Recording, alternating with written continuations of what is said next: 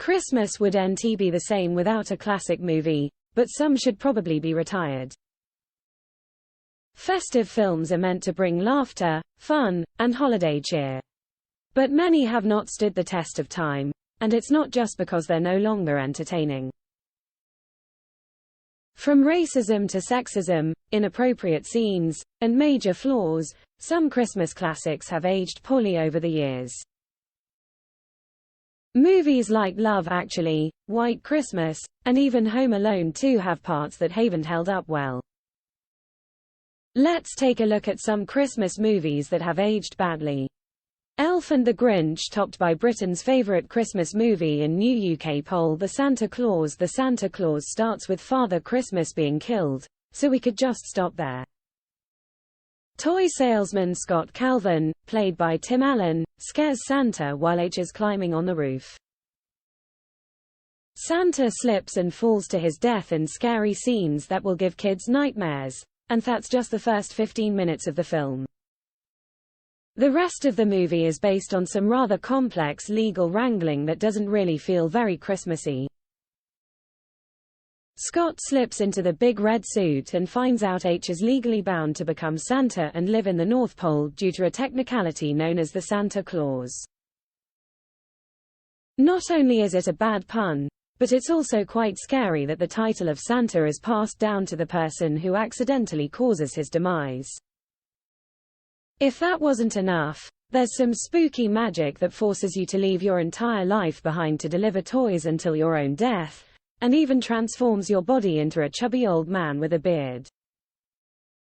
This legal contract gets even more eerie in the sequel when Scott realizes that his weight loss and lack of cheerfulness are because he needs a Mrs.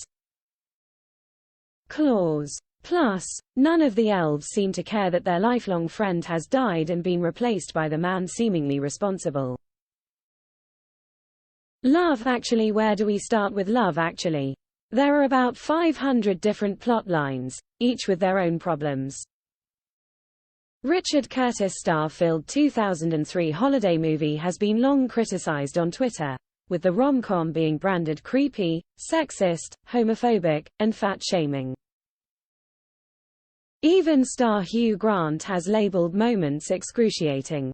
New Age critics accuse Love Actually writers of being offensive in several of the film's storylines, especially those featuring actresses Keira Knightley and Martine McCutcheon. One movie expert said the film, which first hit theaters over 18 years ago, was an icky depiction of multiple mediocre men being vile to female characters and generally having their behavior rewarded. Mark, Andrew Lincoln, a character in the film, is seen as a stalker who spends years pining for his best friend's girlfriend. He films Juliet at her wedding for his own pleasure, thinking no one else will see the tape. After she marries his best friend, he makes a secret declaration of love by showing her placards on her doorstep while his friend Peter is inside. Some of his words are questionable and one card even has a picture of a dead woman. Hugh Grant's character, the Prime Minister, also has a crush on Natalie, a new staff member who is subjected to fat jokes before being essentially fired because the American president harassed her. The film portrays it as good that Natalie is distributed elsewhere after being put in a terrible situation. Even some of the film's stars have criticized its portrayal of women.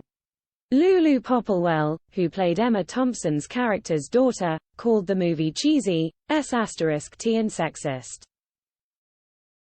She admitted on the Almost Famous podcast in October, "I think it's aged badly. All the women in it are sort of passive objects, and I think that there was an article describing them as passive objects to be acquired. On rewatching it's not great. In addition, there's a clear lack of LGBTQ+ storylines and the cast is almost exclusively white. If the 4 diverse storylines that were cut from the Christmas-themed film had been included in the theatrical release, things could have been very different." Home Alone 2. The first Home Alone is bad enough, but it's a very enjoyable movie. An 8-year-old boy, played by Macaulay Culkin, is left to fend for himself and attacked by some thugs in his own home. We can forgive any sins because it's a great film, but then it happens all over again in the sequel. Kevin is forgotten for a second time and is separated from his family when he follows the wrong person. The kid somehow manages to get through all airline security alone and even boards the wrong flight, despite not having the correct boarding pass. Kevin ends up on a plane going to New York instead of Florida because of the negligence of the airport staff and some writing that doesn't hold up. Oh, and don't forget Donald Trump bullied his way into having a cameo in the movie. When the film was released in 1992, Trump owned the Plaza Hotel in real life and, according to director Christopher Columbus, demanded to have a scene in exchange for use of his hotel for filming.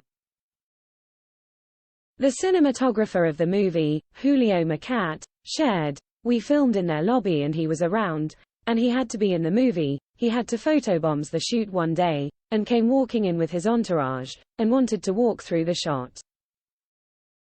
They said yes as, after all, it was his hotel," but Trump's scene was later cut from a Canadian broadcaster's showing in 2019. Trump responded to the scandal with humor, suggesting that Canadian Prime Minister Justin Trudeau was behind the snub. He tweeted, "I guess Justin T doesn't much like my making him pay up on NATO or trade." He added, "The movie will never be the same. Just kidding."